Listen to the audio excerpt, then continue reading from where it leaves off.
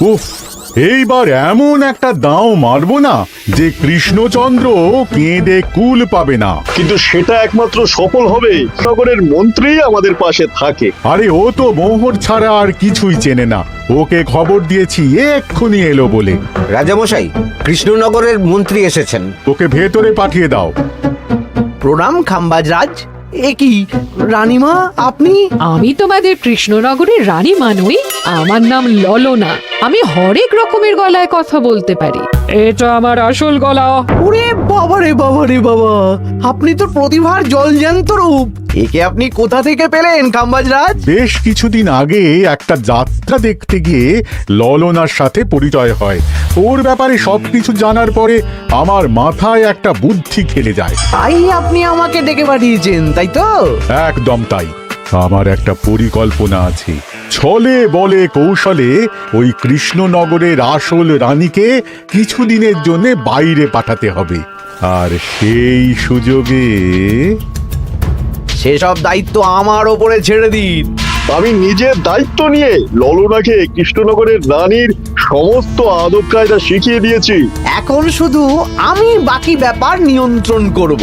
এখন মহারাজ বাৎসরিক হিসেব নিয়ে ব্যস্ত, তাই রানীমা চলে যাবেন আর তার বদলে ঢুকবে ললনা দেবী। তাহলে আর দেরি কেন? আজ রাতেই বেরিয়ে পড়ো। আর যদি আমার পরিকল্পনা অনুযায়ী এগোতে পারো, তাহলে কিছুদিন পরে তুমি হয়ে উঠবে কৃষ্ণনগরের রাজা। আমার কত দিনের আশা। চলুন তাহলে। হ্যাঁ চলুন। রাজবাড়ির বাকি ব্যাপার যেতে যেতে বুঝিয়ে দেব। রানীমা কিভাবে কথা বলেন, কাকে কি বলে ডাকেন, রাজবাড়ির কোথায় কি আছে সব।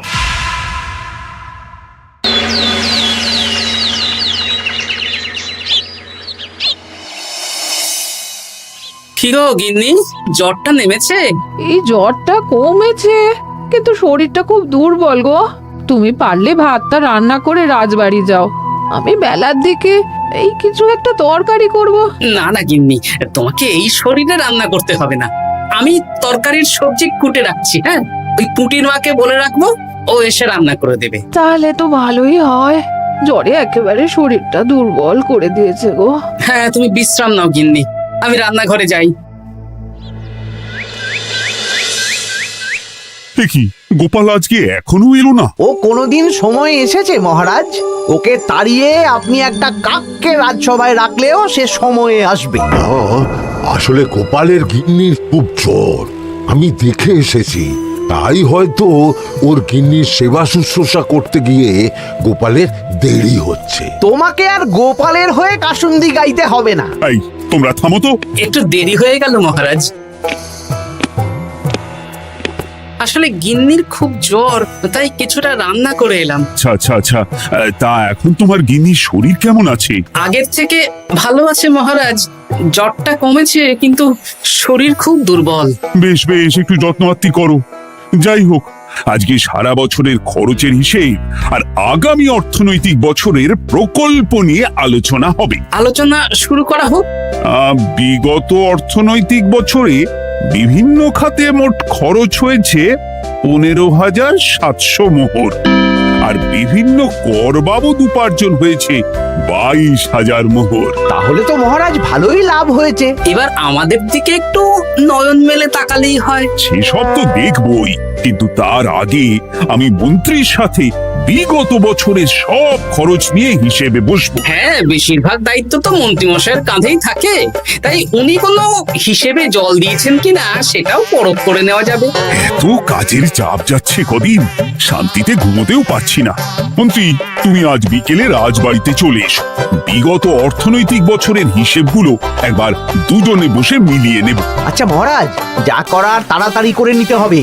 এখন দেরি করলেই এই বছরের প্রকল্পগুলো শুরু করতে দেরি হয়ে যাবে। মহারাজের জয় হোক। বলো প্রহরী, তুমি কি কিছু বলবে? মহারাজ, একজন কালো চাদর মুড়ি দেওয়ার লোক এলেন আর আমার হাতে এই চিঠিটা ধরিয়ে দিয়ে চলে গেলেন। এই গরমে চাদর মুড়ি? অদ্ভুত লোকটা কি রে বাবা? সর্বনাশ! কি হলো? তোমাদের রানীমার জ্যাঠামশাই খুব অসুস্থ, তাই পরিবারের সবার সাথে দেখা করতে চান। ও মা গো, আজ সভা এখানেই শেষ। এইবার শুরু হবে আসল খেলা।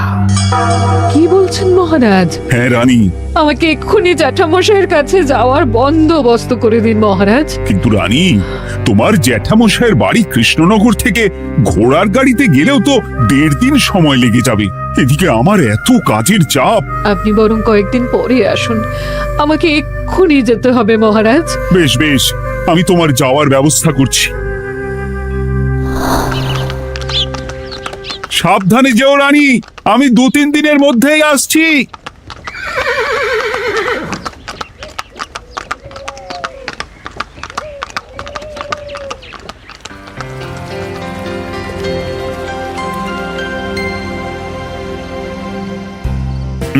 মন্ত্রী, বিগত অর্থনৈতিক বছরে আমাদের পাঠশালার উন্নতির জন্য কত খরচ করা হয়েছিল একটু দেখো তো। সব মিলিয়ে মোট 150 মোহর মহারাজ। কিন্তু আমার এখানে তো 170 মোহর দেখাচ্ছে। 170 মোহর? তা কি করে হয়? একই রানীমা, আপনি ঘোড়ার গাড়ি করে গেলেন আর হেঁটে চলে এলেন? সে আমার ব্যক্তিগত ব্যাপার, তুমি তোমার কাজ করো।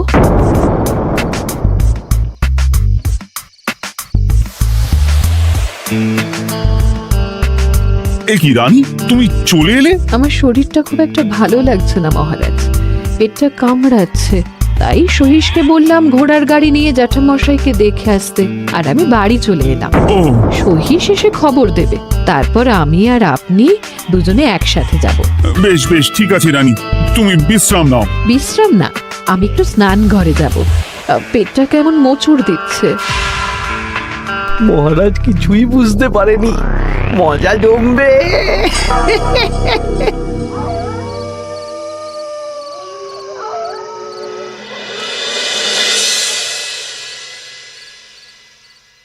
এ কি রানী, তুমি তোমার সব গয়না গাটি বের করছো কেন? আমার আর এই পুরনো নকশার গয়না পছন্দ নয় মহারাজ। ভাবছি কালকে সকালবেলা এই গয়নাগুলো শ্যাকরাকে দিয়ে শহুরে নকশায় নতুন গয়না বানাবো। কিন্তু এগুলো তো তোমার সবই পছন্দের গয়না। কিন্তু মহারাজ, আমি ভেবে দেখলাম এই গয়নাগুলো সবই বড্ড ভারী গয়না।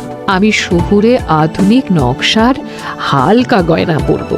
এমনিতে জ্যাঠামশাইয়ের শরীরটা ভালো নেই, মনটাও ভালো নেই, ও, পেটটা কেমন মোচড় দিচ্ছে। আমি আরেকবার স্নান ঘরে যাব।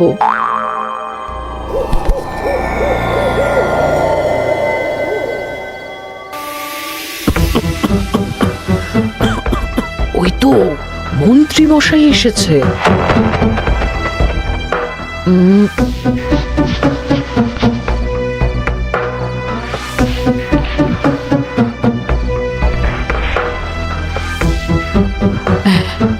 এই রাজ্যে গোপাল আমার শত্রু। কালকে থেকে গোপালকে খাটাবে।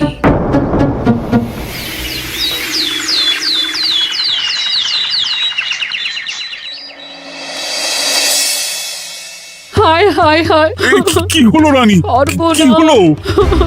গতকাল রাতে আমার সমস্ত গয়না চুরি হয়ে গেছে। বলো কি প্রহরী? বলুন মহারাজ। গতকাল রাতে রানীর সব গয়না চুরি হয়ে গেছে। তুমি আরেকজনকে নিয়ে এক্ষুনি খোঁজ করা শুরু করো। যথাজ্ঞা মহারাজ।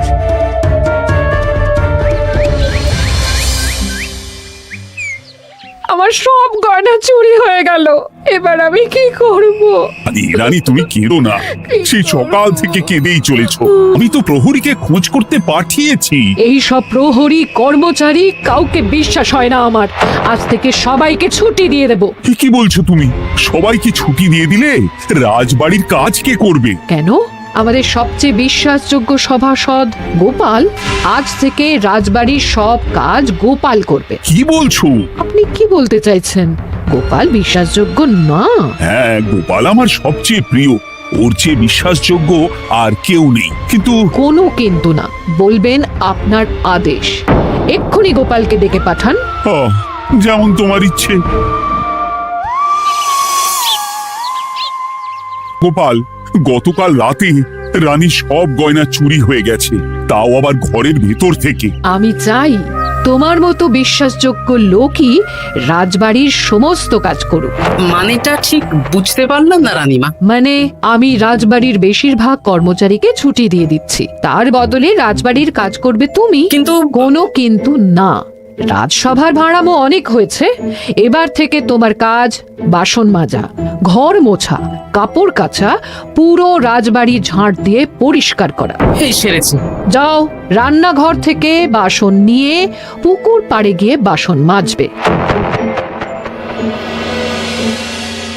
এ কি গোপাল, রাজসভা থেকে সোজা পুকুর পাড়ে? কি হয়েছে নাকি? খুব হাসি পাচ্ছে না? হাসি তো পাবেই, নতুন রানীমা আসার পরে তোমার এই হাল করে ছেড়ে দিল। নতুন রানীমা? না, আসলে ঘটা বলতে চাইছে রানীমা তোমাকে নতুন চাকরি দিয়ে এই হাল করলো। যা হয়েছে ভালো হয়েছে, আমার পেছনে না লেগে নিজের কাজ করুন যান। কোথায় কি বলতে হয় জানিস না নাকি? অভ্যেস নেই তো, তাই মুখ ফসকে বেরিয়ে গেছে।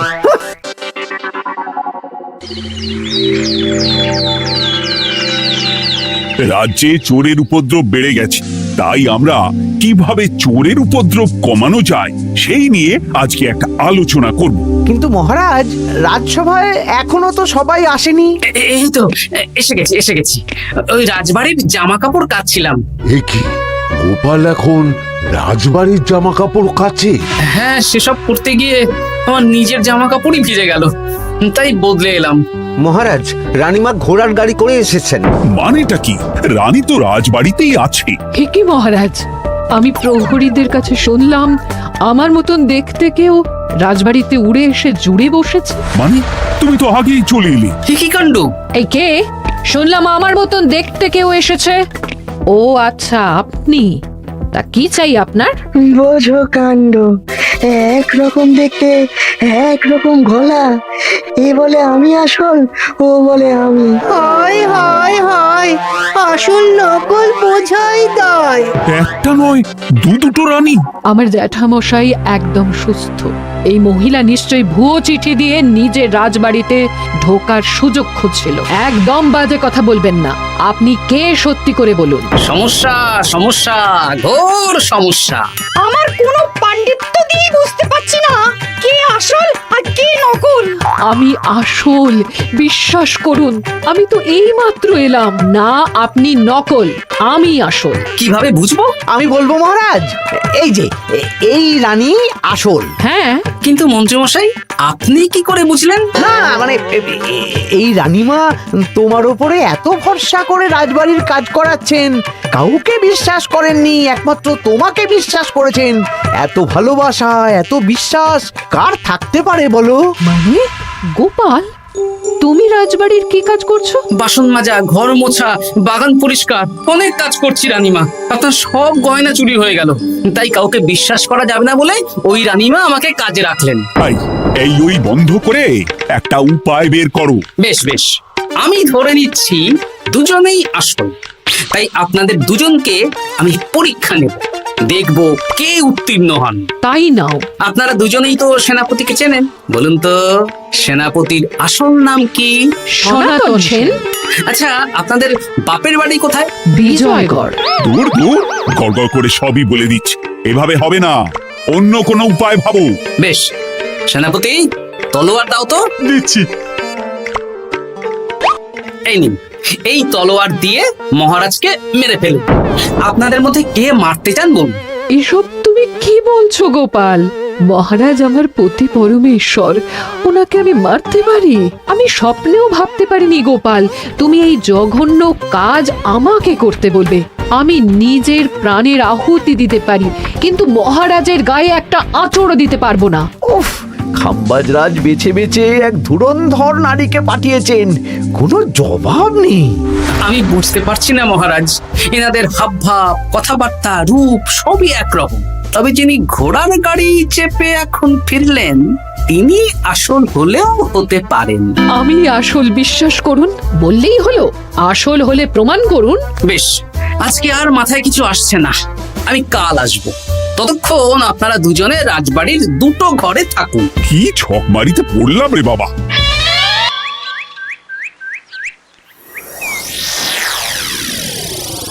ললনা একদম তৈরি হয়ে এসেছে। দারুণ মজা হচ্ছে বলুন। এবার শুধু একবার আসল রানীকে সরিয়ে ললনা যদি রানী হয়ে যায়, তাহলে রানীর গয়নার মতন সব আমার হাতে চলে আসবে। তারপর কি হবে? তারপর ধীরে ধীরে মহারাজকেও কায়দা করে সরিয়ে দেব, আর খাম্বাজ রাজ আর আমি এই দুজনে মিলে এই রাজ্য চালাবো। কি বুদ্ধি আপনার মাথায়।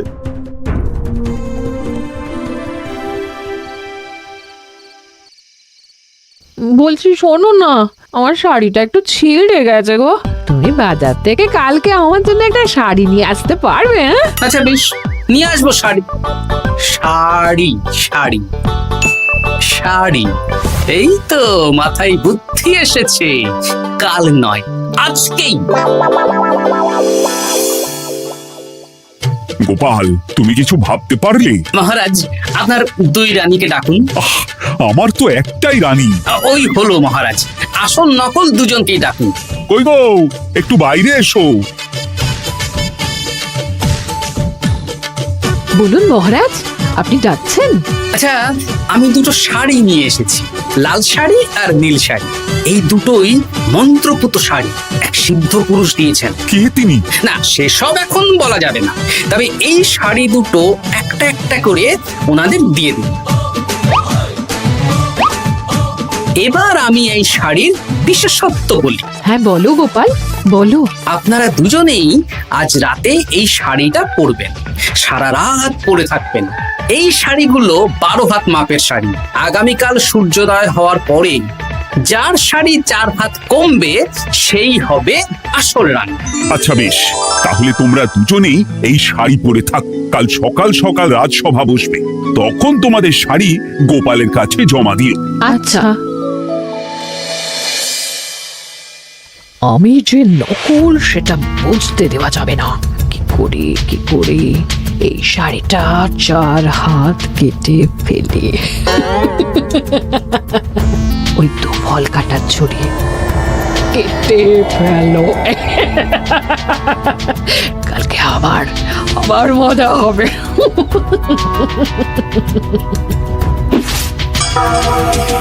হে ঠাকুর, রক্ষা করো ঠাকুর, আমার শাড়িটা যেন 4 হাত কমে যায়। ঠাকুর রক্ষা করো।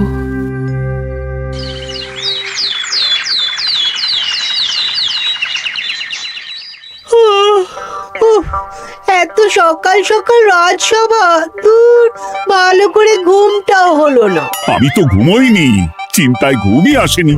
কই গো, তোমরা এসো। এই নিন আমার শাড়ি, এবার মেপে দেখুন, এটা 4 হাত কমে গেছে। এই দেখুন মহারাজ, বিশ্বাস করুন আমি আসল, কিন্তু এই শাড়িটা সারা রাত পরে থাকা সত্ত্বেও 4 হাত তো দূর, 4 আঙুলও কমেনি।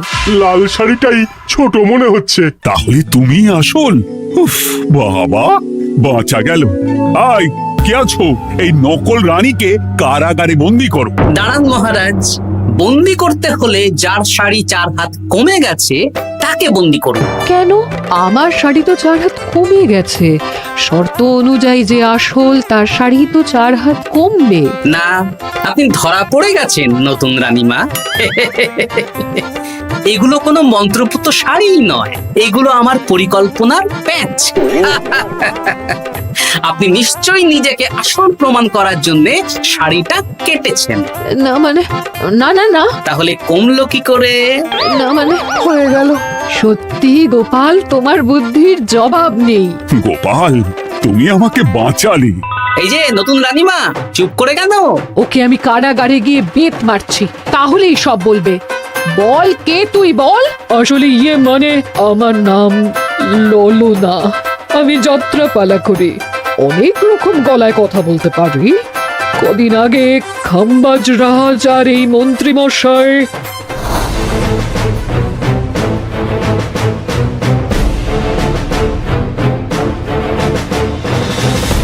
বাবা বাবা বাবা, এ তো দেখছি ললনার ছলনা। তার মানে রানীমার গয়না। ওগুলো তো সব মন্ত্রীকে দিয়েছে, জানলা দিয়ে কাপড়ে পেঁচিয়ে নামিয়ে দিয়েছি।